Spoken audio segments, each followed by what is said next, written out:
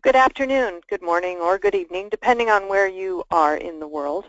Welcome to today's DevOps.com's webinar, Navigating the Path to DevOps Maturity in the Real World. Definitely a topic that I'm sure is near and dear to many of our hearts. Today's webinar is hosted by CloudBees. Today we've got some really great information that we're going to be presenting, but first, before we get started, I do want to go through a couple housekeeping items. First of all, my name is Charlene O'Hanlon. I'm an editor at DevOps.com, and I am the moderator for today's event. And this event today is being recorded, so fret not if you miss part of it. The recording should be available online in about 24 hours or so, it will be on the DevOps.com website. So feel free to check back maybe this time tomorrow if you need to listen to the webinar again. Also, we will have the slides available for download at that point. And we are going to be taking questions at the end of the webinar. So if you have a question for any of our panelists today, please feel free to send in your questions at any time using the control panel that's on your screen. And we will get to as many questions as we can before the end of the webinar. But don't wait. Please go ahead and get your questions in early. And with that, we'll go ahead and advance on to the next slide. As I said, today's webinar title is Navigating the Path to DevOps Maturity in the Real World. And today's presenters include Michael Facemire, who's VP and Principal Analyst at Forrester, Sanil Pillai, Director at Infostretch Labs, and Brian Dawson, who is the DevOps Evangelist at CloudBees. Welcome to all of you, gentlemen. Thanks for joining me today. Thank you. Michael, why don't you go ahead and we'll start with you. If you could just kind of introduce yourself to the audience and give us a little information about yourself. Absolutely. So thanks for joining today, and thanks for having me. As mentioned, my name is Mike Facemire. I'm the analyst at Forrester that covers digital experience delivery, and so that is web, mobile, IoT, connected devices, all of these things that companies are using to build their digital experience. My background is I'm a computer engineer. I'm a developer. I still write code. So a lot of the challenges that we'll talk about today, I've had the fortune or misfortune of living through myself. Great. Thanks, Mike. Sanil, tell us about yourself, please. Sure. Good morning and good afternoon, everyone. I'm the Director for Infostretch Labs at Infostretch. Infostretch Labs is responsible for various innovation initiatives for the industry, which covers mobile and especially around DevOps. So my responsibility is to kind of lead those initiatives and also lead the DevOps practice at Infostretch. And my background is heavily in software engineering, mobile, DevOps, and I cannot be more excited to be here today. Wonderful. Thanks, Sanil. And Brian, please tell us about yourself. Hello. Again, thanks everybody for joining. I'm Brian Dawson. I'm a DevOps evangelist with CloudBees. CloudBees is often known as the Enterprise Jenkins Company. We are major contributors to the Jenkins project, as well as we offer enterprise scale solutions for Jenkins. I come to this role in this webinar by way of years of software development with a focus on optimizing the software development process on the planes of technical, process, or people. And most recently, I've been a continuous integration, continuous delivery, and DevOps consultant. Thank you very much. Okay, let's go ahead and advance the slide.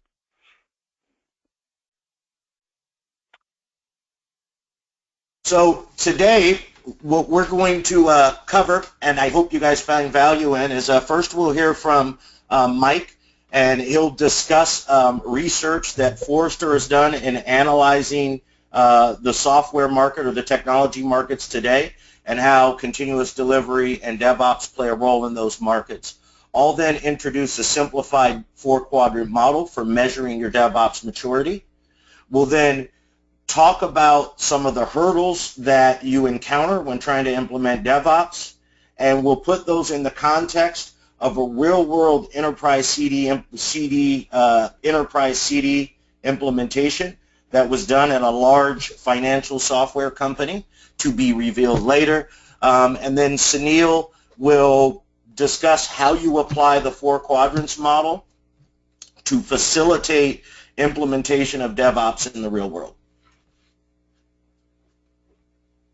So with that, I'll go ahead and hand it over to Mike.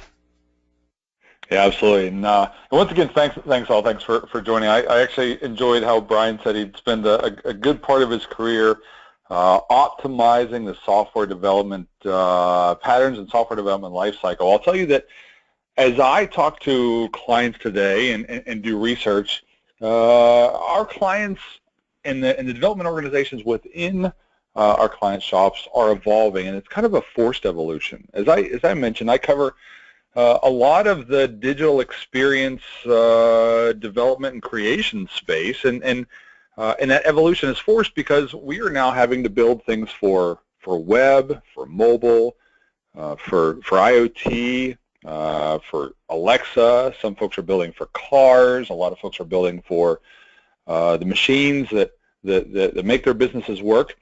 And this is a far reach from what we used to have to do. When I was building software professionally, we built websites, and the only thing we had to worry about was one web browser versus another. So things like IE6, we had to worry about if IE6 was going to work, and that was the biggest challenge that we had. But now it's how do we make sure that we have a consistent experience across all of these devices and across all of our different lines of business, and this is what's forcing the evolution of our organizations. And so as I talk to them, one of the biggest challenges they have is how do we keep up with the pace? Because the question that I get so often, or the demand I get, is how do we build things quickly? And in my career, we started out once upon a time, and that once upon a time for many folks isn't that long ago, where the overall software development lifecycle was roughly 12 to 18 months long. And that afforded us an opportunity to have design take their time and do their job and their role, and then kind of throw it over the wall to development, and then development does their thing and throws it over the wall to QA. QA throws it over the wall to ops, and then ops to kind of APM and production monitoring. And that all took 12 to 18 months. Well, now when we talk to stakeholders and we talk to customers, they want this software delivered in a 2 to 4 month time frame. And so moving from 12 to 18 months down to 2 to 4 months screams for optimization and screams for efficiency. Now, it screams for that, but what a lot of folks simply do is they just cut off the parts that fall outside of that 4 month. And so if they're able to do design and some of development in 4 months, well, then that's when they stop and they push to market. And unfortunately, that doesn't work because both your customers and your employees still have this understanding of quality, and they still want these experiences to look and work well. Now, this trend isn't stopping. We're still moving towards this zero-day event for software where your customers or your business stakeholders are going to come to us and say, I have an idea for something. Can I have it now? Or can I have it this week? And if the answer is no, there are so many other opportunities for them to get that, something close to what they need or close enough. And so we need to work on optimizing how we build software.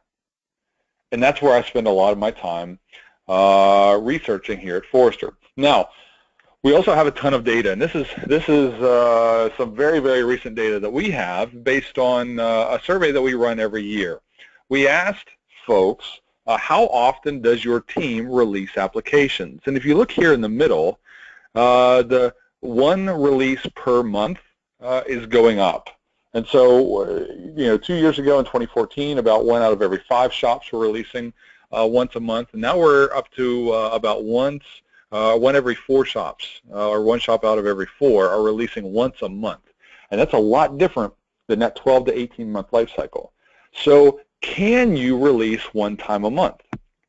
And a lot of folks, the answer is no. And so they ask me, do I need to Do I need to blow up my organization and build it again? And that's quite extreme. The answer to that is no. We can optimize within what you already have. There are tools and technologies and processes to enable you to do this. A couple other really neat pieces of data. The one release a week is actually going down. So folks realize, once a week might be great for that brand new startup in the Valley or startup in the Bay Area, but for a lot of folks, once a month seems to be the sweet spot that we're landing on. And then if we go industry by industry, financial services and insurance, we mentioned we've got a case study coming up on that here in a few minutes. Nearly half the shop, or actually a little bit more than half the shops in there in the financial services and insurance industry release once a month or faster. So this is kind of the goal that we're looking at. How do we build our process so that we can go once a month or faster? And a great example here is Netflix. Netflix had a need to be able to deliver their entertainment, deliver their content to a world of devices, because they have to handle not only web browsers and desktops and mobile devices, but they also have to handle game devices, televisions with extremely low memory and an extremely constrained development space. And so they now have a presence on over 200 devices. And I love this quote from Reed Hastings, their CEO. They said, "We realize we learn best by getting in the market and then learning, even if we're less than perfect." And so it's that idea, it's that mantra of how do we build something that still has quality, but we can get into the market quickly and then quickly iterate. This is kind of the marching order that we are now given as we build software. And so then what does that actually look like? What are the big challenges here? The biggest one that I come across is this. We have all these disparate back-end data stores that we need to provide access to, whether it's your CRM system, your content management, your directory servers. All these things have different data. They're different types of data. And then we have to deliver them on all of these disparate and different front ends, and the types of front ends seem to be exploding every day. We have the mobile devices in the web that we still deliver on, and now we're seeing an explosion of chat platforms, things like Facebook Messenger and WeChat, and even iMessage coming out. We have things like the Amazon Echo, and how do we deliver an experience on that keeps up with the expectations that we've established with all these other channels? And then finally, things like the mobile platforms themselves. How do we integrate with Siri and Google Now and Cortana, all of these things? And so there's this disparate array of front-end things that we have to deliver on. And so the true challenge here is how do we bridge these two? And this is just development. This doesn't speak to the entire software development lifecycle. We still have design and QA and ops. And so how do we address this challenge that we see here, as well as the other individual discipline challenges, and then make them all work together and come together well so that we release software on that cadence that we've seen before? This is what we're starting to see. We're starting to see a change in the modern software lifecycle. And you see down in the bottom right, I've highlighted in this diagram whose fingers are in that part of the discussion, or who's the heavy influence in that piece of the discussion. So initially, when we define the objectives that we need for a digital experience, that's heavily reliant on the business. We see a little bit of dev in there, but it's mostly the business that's defining that. Then we start to see both business and development establish a success criteria. What does success look like for this digital experience? We then, within development, create a minimum viable product. That minimum viable product is put into the market, and through operations and things like APM and the analytics that we've built into this product, we quantify the feedback we get from our experience. And that quantified feedback is important because in the past, we would put software out with no analytics and no real feedback mechanisms. But today, with mobile and the web and Alexa, by definition, by platform design, we have mechanisms by which our customers and users can give us feedback. And so we need to quantify that feedback so that we can then align that feedback with the KPIs and success criteria that we established in step 2. And you see here we have heavy influence from all 3 parts of both business development and operations. And then we rinse and repeat. And so what we're seeing here is not that we need to tell developers to build things faster or tell dev and ops to get together and magically solve this DevOps challenge, but instead our business, our entire business, including development, including the lines of business, need to be on the same page such that this software lifecycle is inclusive of them all, but can also perform efficiently. And that efficiency means let's get rid of the friction between each of the disciplines of the SDLC and the friction between the SDLC and the rest of the business. So with that in mind, what does this all mean? What are we seeing coming out of this? Number one, the digital experience creation is getting more complex, yet the demands on time to market are getting shorter. And so we have to build more in a shorter period of time. That's number one. Number two, normalization across the entire SDLC is a must. And this can only be done by eliminating friction between disciplines and between our software organizations and the business as well.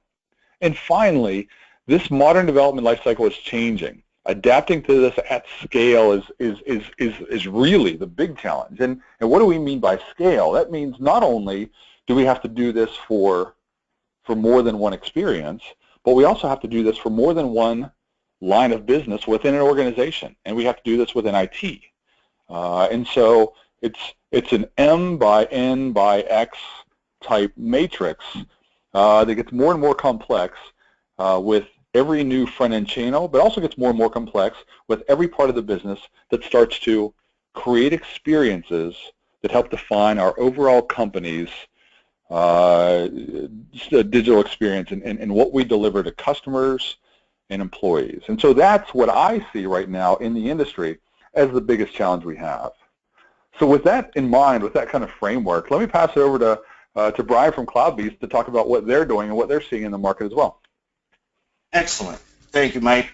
Before I sort of kick off into my piece, I did want to highlight the fact that you called out that when we talk DevOps, DevOps is not just about Dev and Ops, but as you said, removing friction through all parts of the process, but not only the core development and delivery process, but also with the business. So we'll talk a bit to that by reviewing a simplified model for describing, defining, and driving your path to DevOps maturity. This model came into play because, as demonstrated by Mike, there's a lot of complexity in starting and succeeding in a DevOps journey so that you can deliver better software faster. It crosses silos, it crosses lines of business, and ideally scales across your entire organization. What I have found in my experience is that oftentimes that complexity creates misalignment, creates additional friction, and ultimately contributes to the failure of one to achieve their goals sought through DevOps. So, through my practice and our practice at CloudBees in collaboration with Infostretch, we've tried to simplify the problem space around the DevOps journey into a 4 quadrants maturity model. So again, you could define and describe where you're at, and then ultimately start from a high-level perspective before you drill down. So to provide a little more context to this model, before I actually step into it, I want to talk a bit about the components of DevOps. So as Mike highlighted with the Netflix quote, to paraphrase, they discovered that it was better to deliver and then learn from what they've delivered, which you guys may identify really as a as an agile principle, right? We want to deliver fast to get feedback from the customer early so we can correct, reduce waste, and increase value. And this speaks to the overall definition of DevOps, which I like to describe as a culture that you subscribe to and aspire to, which is supported by practices and technology.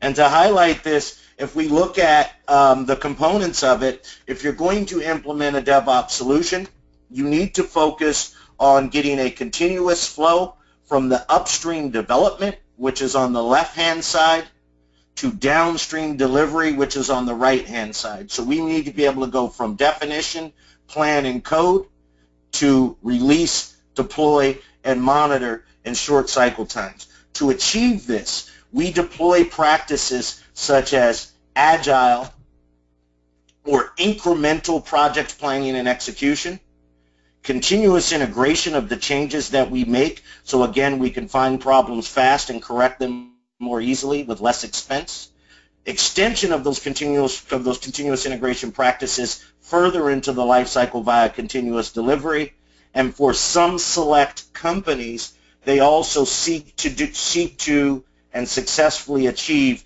continuous deployment where changes are deployed as soon as they are made. I think it's important to note that not all companies need to implement continuous delivery to achieve DevOps. Rather, if it's not a fit for your technology and if it's not a fit for a customer, then you don't need to feel the need to achieve it, but you should achieve continuous delivery to ensure that your software is always ready for release. And once you've done this, you're able to make rapid changes, get user feedback in a production environment, including bugs, feature responses, etc., performance, incorporate that in your change management process, and iterate on changes rapidly. So let's take a look at the market. So market data indicates that only 33% of organizations have implemented Agile upstream. And what this means is they've adopted iterative or lean project planning and execution practices and or adopted fast modern development approaches such as continuous integration.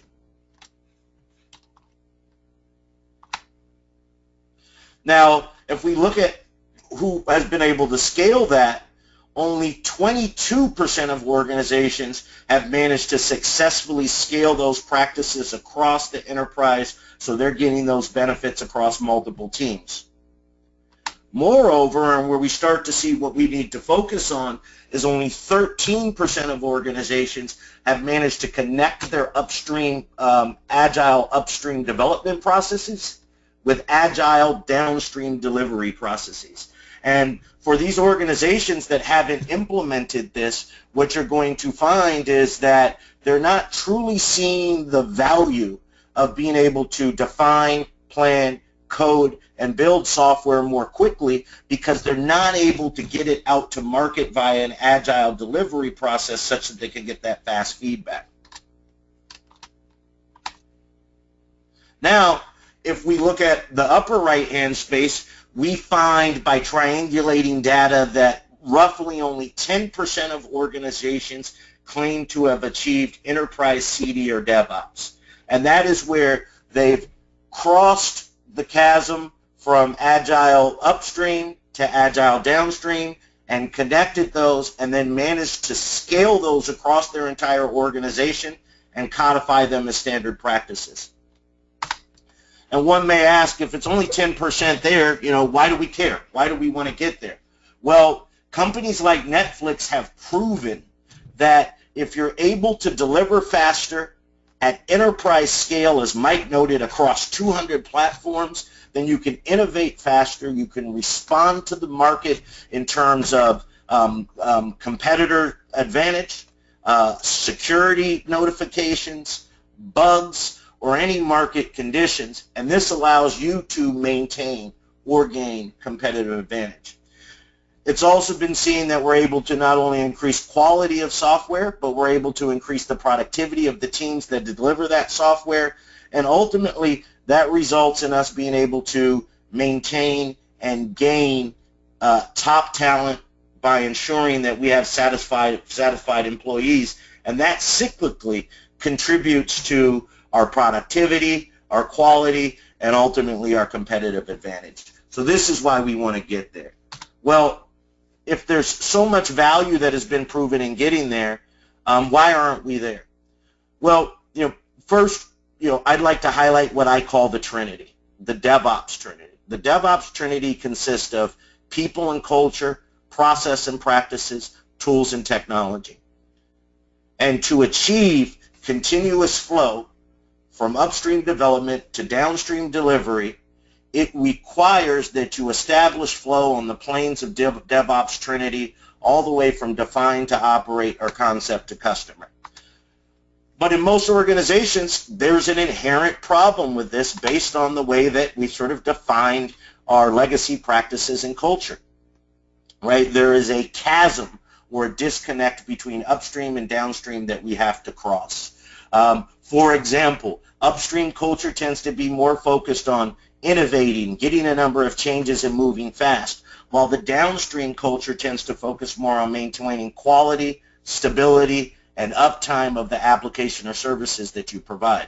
Upstream, we're adopting more agile practices. Downstream, there's still a prevalence of legacy practices. When we talk tools and technology, we're seeing a space where open source is dominating the market. People are quickly and rapidly adopting point solutions.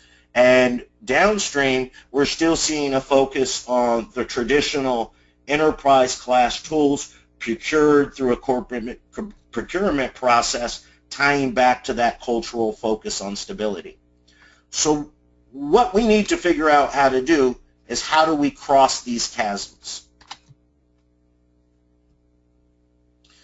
And I'm going to make the argument that based on the industry data and based on a recognition of these chasms that exist in legacy or mature software organizations, we could divide the problem space into 4 quadrants.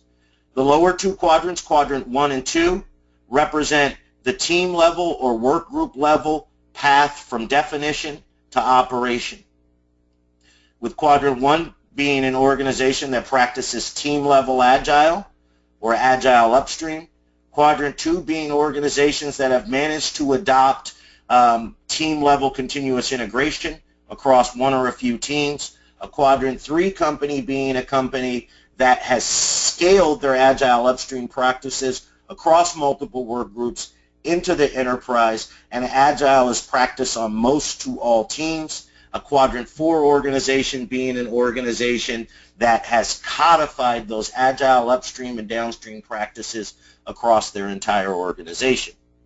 So to drill down a little bit further into this concept, we'll take a look at some of the characteristics of a company in each of these quadrants. So for instance, if we look at a quadrant 1 company will tend to have 1 to a few teams that have adopted agile development practices. However, they've probably individually deployed continuous integration, and they have only team-level tools integration between sort of the processes that happen to the left in the business and any connectivity to the downstream on the right. They have team-level project management and development practices, and you can usually identify a quadrant 1 organization by the fact that they practice a water scrum fall approach. And one of the reasons for this is not only do we have the chasm between upstream and downstream, but traditionally the people that orchestrate the definition, planning, coding, building, testing, and other phases of the SDLC not only sometimes have different priorities, but they are actually organizationally separated, and they report to different managers. They have different budgets. So what you will find is people will tend to do what they can to modernize and influence the area they can with the least resistance. So we often see that Dev adopts Scrum practices within the code and build, but they resist the impedance that they're going to encounter when they try to affect or influence that change across the organizational silos. In Quadrant 2, let's get back to Quadrant 2 here. In Quadrant 2, we start to see some improvement, right? We see some or a few teams that have specific applications supported by Agile downstream practices such as Agile test, dynamic provisioning of environments, infrastructure as code. Teams have begun to cross that chasm to extend continuous integration to continuous delivery. But the problem is these implementations and any ops alignment are usually project-specific one-offs. So we haven't determined how to scale that across multiple teams and codify that as part of our practices. When we look at Quadrant 3, which is where a lot of companies are today, we've scaled our Agile development practices across the organization. We've started to embark on business alignment with Agile specification and iterative development, but we still have team-level dev tools supporting the development and delivery process, and we still only have team-level tools integrations. As we move on to Quadrant 4, where we're recognizing that innovation, fast time to market, we see standardization on tools and process for things like automated test and deployment, dynamically provisioned environment, containers, infrastructure as code. What's also interesting, though, is that the business and the customers have been brought along with this iterative process for Agile definition, development, and delivery. And in our organization, we've begun to embody a culture of collaboration, learning, and innovation.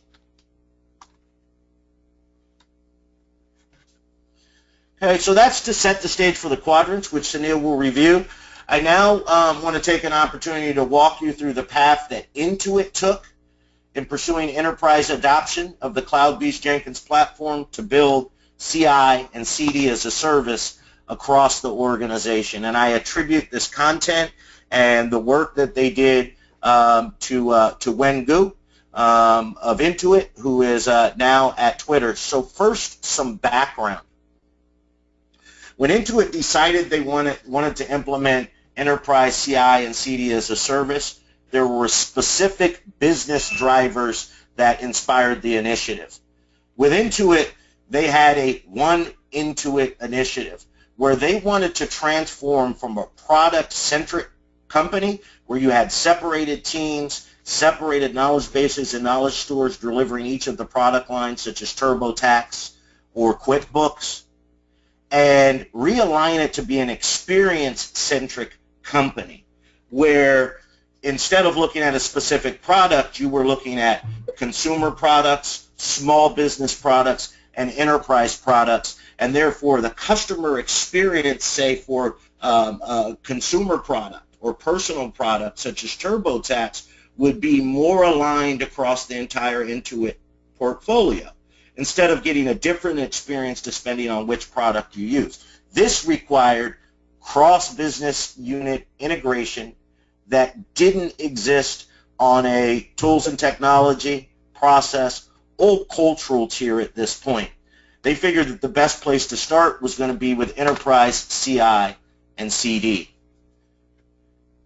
And their drivers were focused, not only on, do we want to adopt DevOps, but rather how do we connect people or our employees, how do we align our products, and how do we do that such that it improves our profit for our shareholders. And so they defined some goals.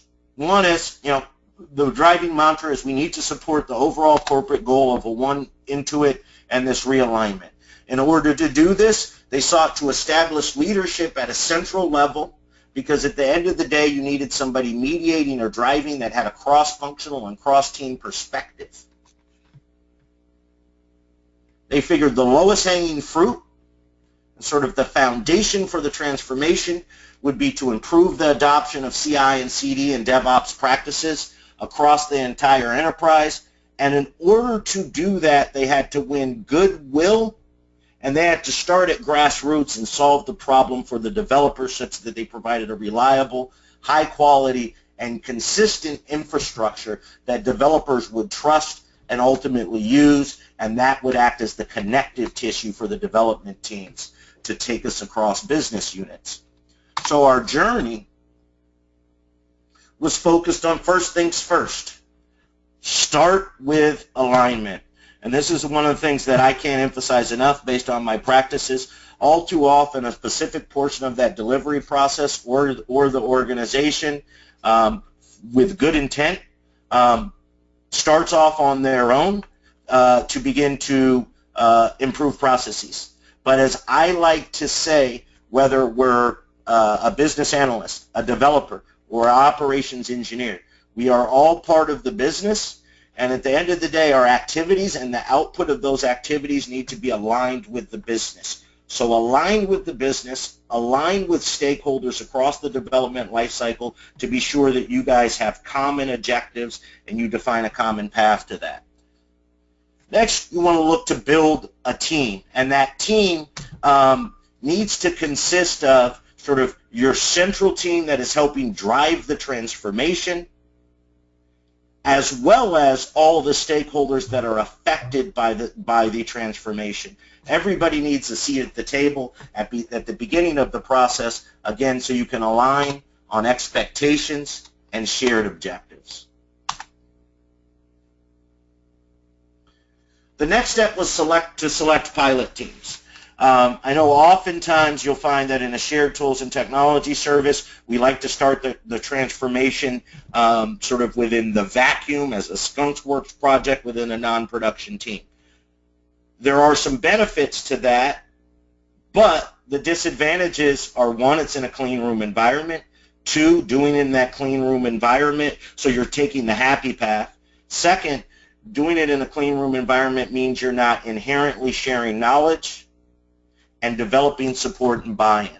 So it's important to select a pilot team that is a production team that ideally has a low risk and high reward product that they are going to deliver.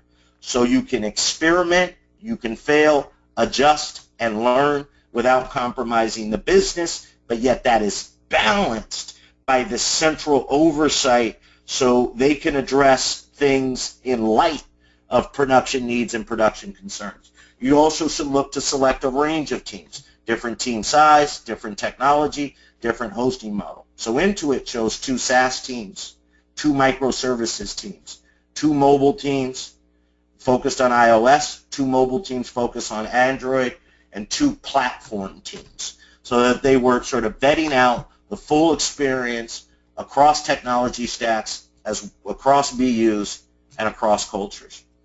Once they selected the pilot teams, they needed to identify some starting metrics and use those to establish key metrics that they would measure to see if they were improving or making progress.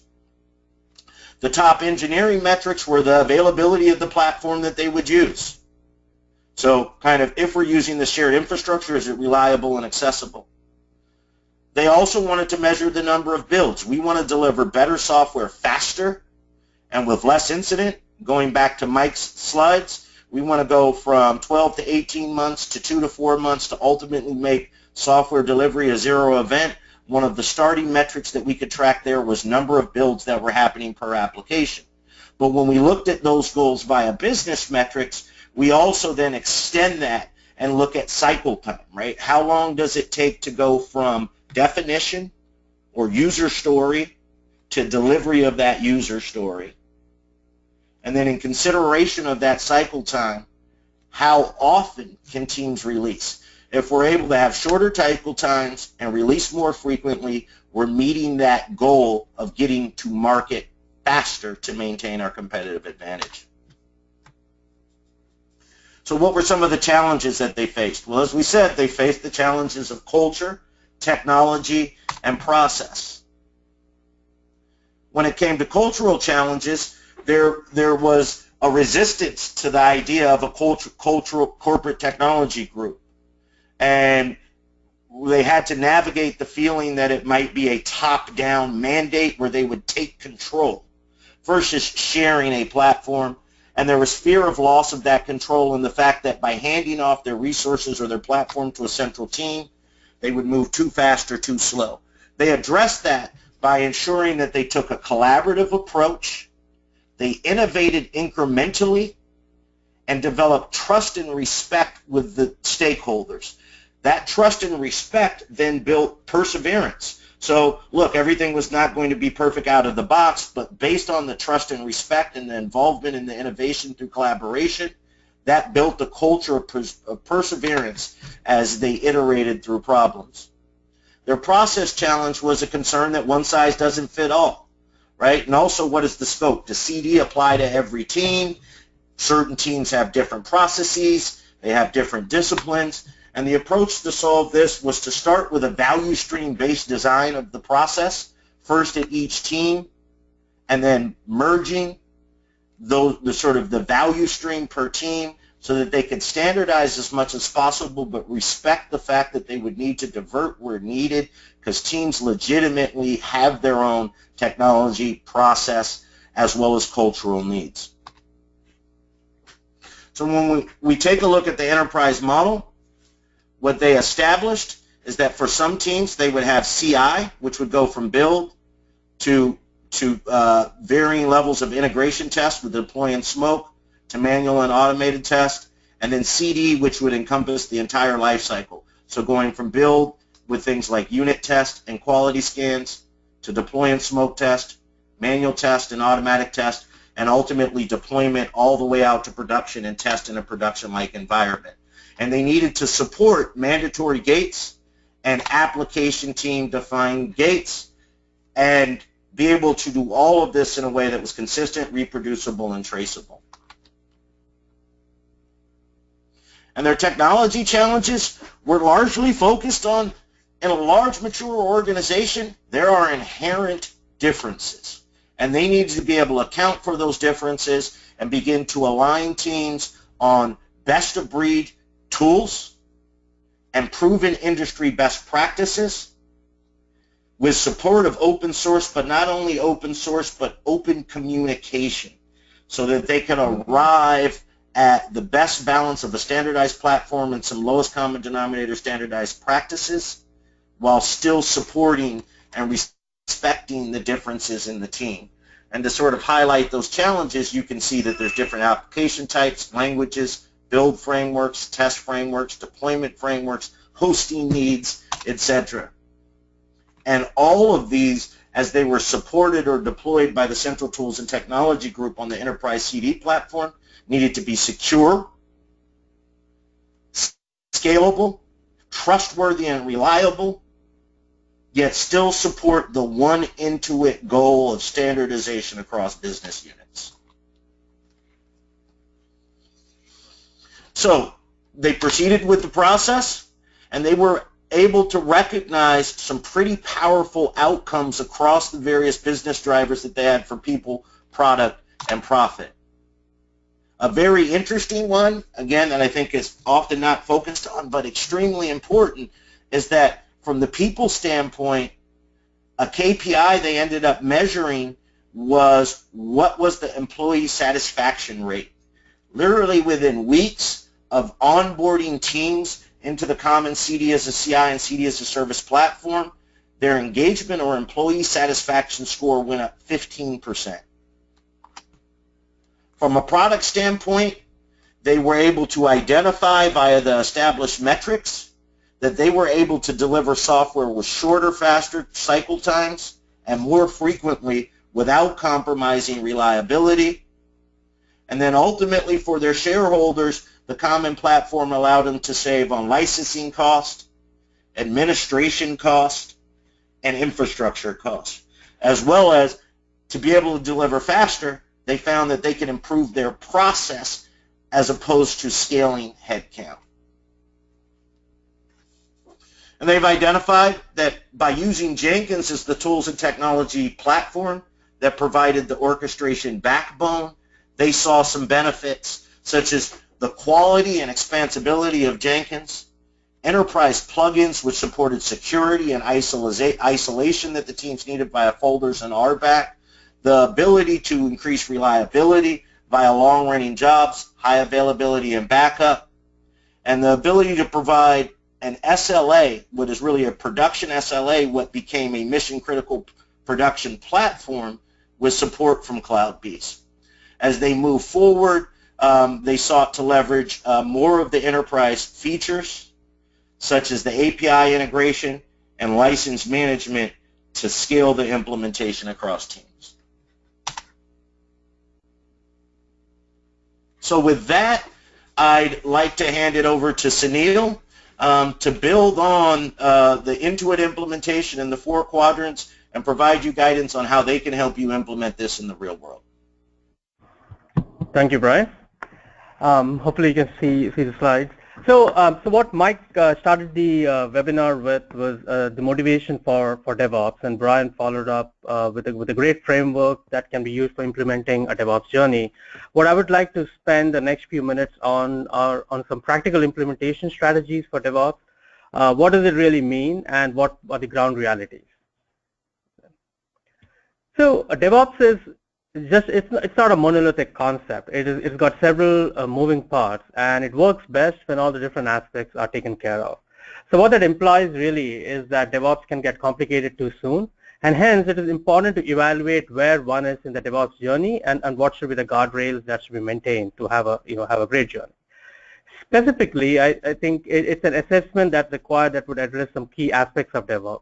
And if you look at the assessment, it really needs to cover things like where are you today, and what are your 3-month goals, and what are your 6-month goals.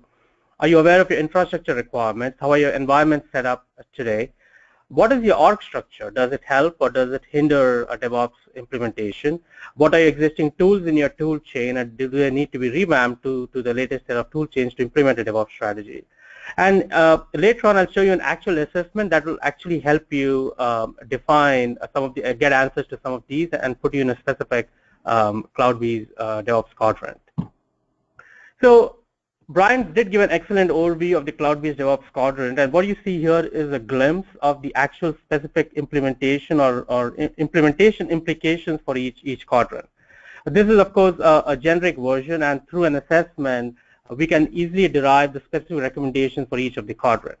So as an idea, you would see that if you are in the team Agile quadrant at the bottom left, what one could benefit from are some strategies around, and the assessment would help them kind of figure out, okay, do we need a workshop or do we need a jumpstart program, which helps to kind of build a proof of concept of CI and CD, so that you can really see your maturity level in each of these quadrants and what should be your next steps that you should take on.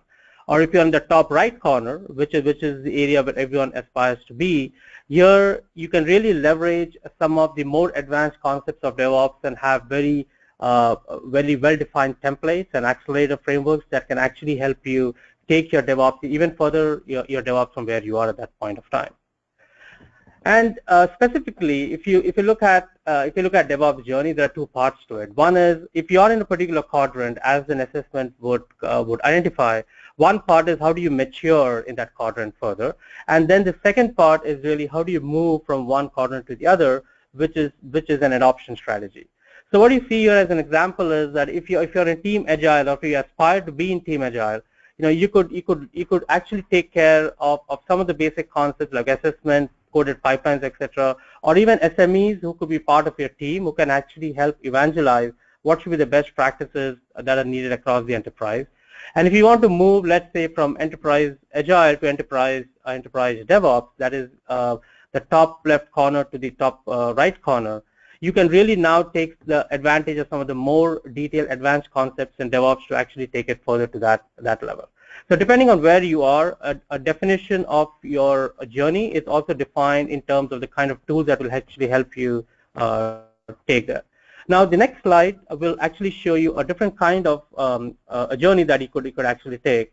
You could decide that, okay, you are in Team CD, which is the bottom right corner, where you have a very matured deployment set up in your organization.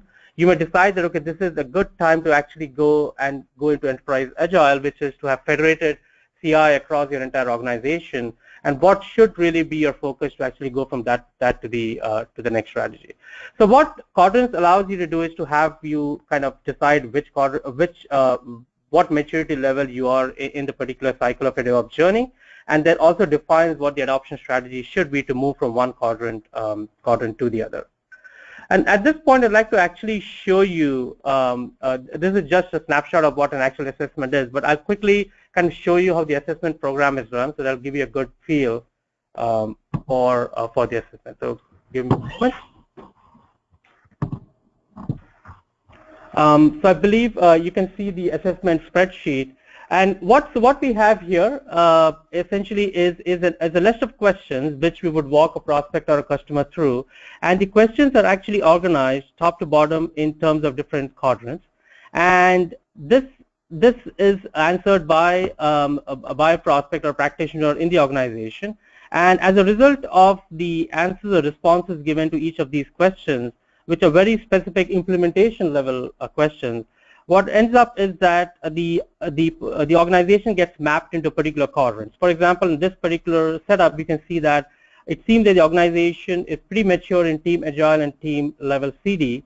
And based on this, we could give further recommendations and say what should really they be deploying further to kind of further their movement on in the DevOps journey. So if I make a change, for example, let's say that the answer to this question is, do you actually integrate code from several developers at least once a day? And the answer is no. You can see that the DevOps quadrant that the customer is right now is marked as amber, which essentially means that they have some aspects of Team Agile in place, but they really could do more to actually mature. And the recommendations that come up based on that level would actually indicate, if I click on recommendations, it will real time indicate as to what should be their implementation strategies for each of these levels. Now, obviously, this is not to indicate that everything that's in here should be implemented. The idea is that you can take some aspects of this concept of Team Agile Advanced, for example, and start implementing it, and then move along the journey. So this can be used in multiple different in facets, and actually this gives you a very easy way to decide where you are and what should really be the next step that you could take in the next 6 weeks to actually mature yourself in a particular quadrant. With that, just move back to the slide. Okay.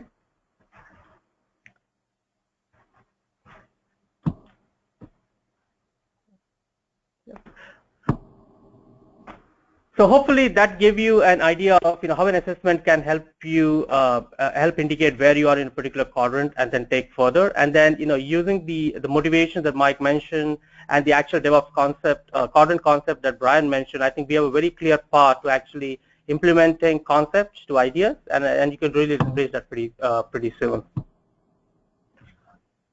Great. Thank you, all three of you, for that outstanding presentation. We have some questions and answers, or at least some questions, and hopefully you guys have some answers. We have about 5 or 6 minutes left before we have to close out the webinar. So why don't we go ahead and take some questions now if you guys are ready for me? Absolutely. Okay, great. So the first question we have is from Rahul, who asked, what is the level of automation in the continuous integration, continuous delivery space for mobile projects that you see in the market? And then he asked, are customers moving to licensed products in this space or relying more on open source options? Yeah, so this is Mike. I'll jump in here first and then let the other guys comment. We're definitely seeing a desire for automation around mobile with CI/CD, but as far as the implementations go, they're still a bit few and far between. One of the challenges is that the mobile OSs to truly automate on top of them, whether it be automating on a mobile app or automating on a mobile web experience. It's not exactly normalized. And so if it's the mobile web, if I build everything in a way that I can kind of attach to the DOM, attach my automation things to the DOM, I can automate there a bit, but I have to build it the right way. and that includes all the JavaScript libraries and everything that I use. For an app, it gets a little bit easier because both Xcode and Android Studio afford us an option to attach kind of testing frameworks that we can use for CI/CD. But with all the differences across the individual OSs and across apps to web, that's what's really holding folks back because the tooling that we currently use is still a little bit brittle, such that as we change the front end, oftentimes we have to rewrite or rebuild some of the automation that we've already done, and therefore, the ROI goes down pretty significantly. And I can jump in quickly just to add a couple more things on that. So mobile definitely has been late to the game to adopt DevOps.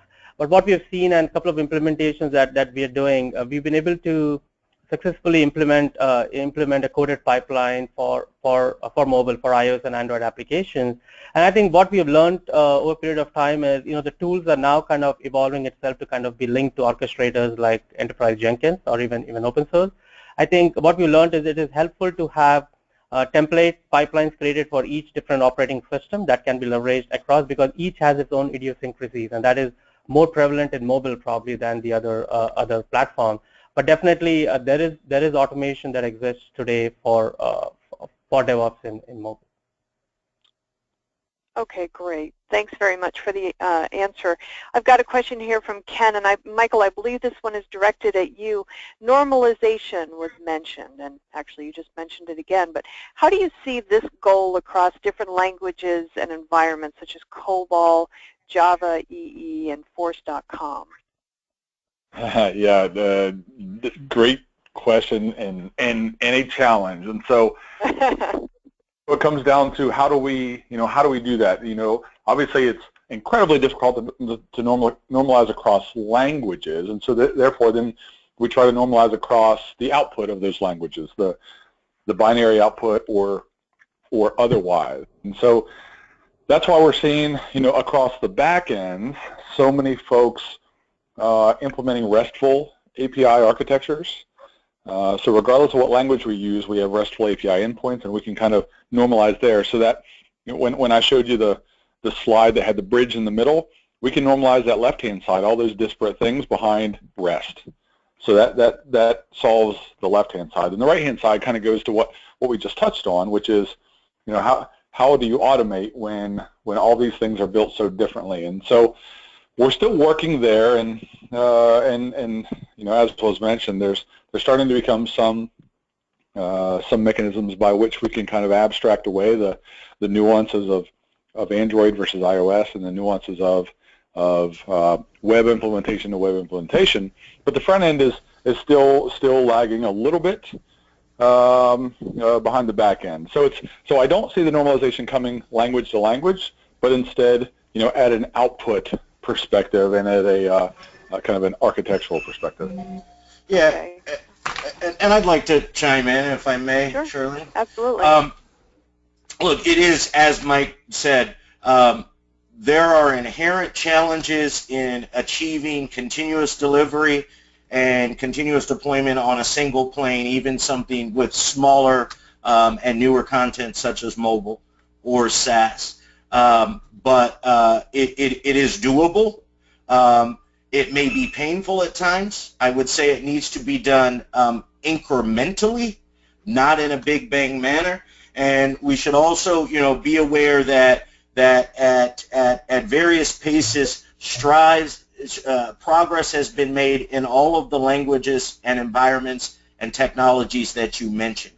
I would recommend a couple of things. First, if you do know that you plan to normalize this process across different stacks, then you need to identify where you standardize and where you divert.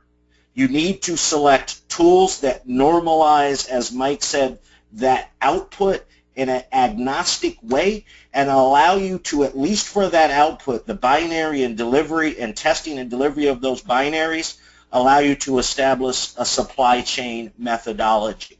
Then begin to sort of plug in the lowest hanging fruit, right? Your greenfield SaaS application. Learn best practices from that.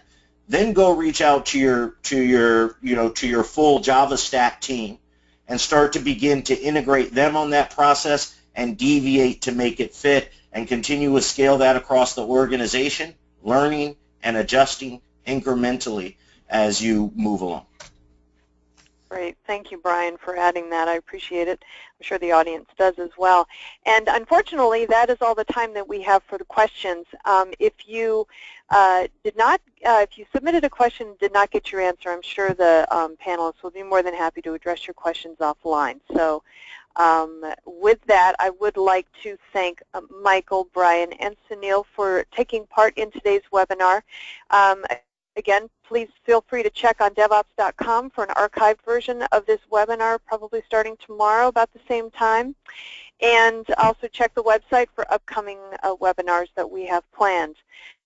But for now, thank you very much for attending today's webinar. I'm Charlene O'Hanlon signing off.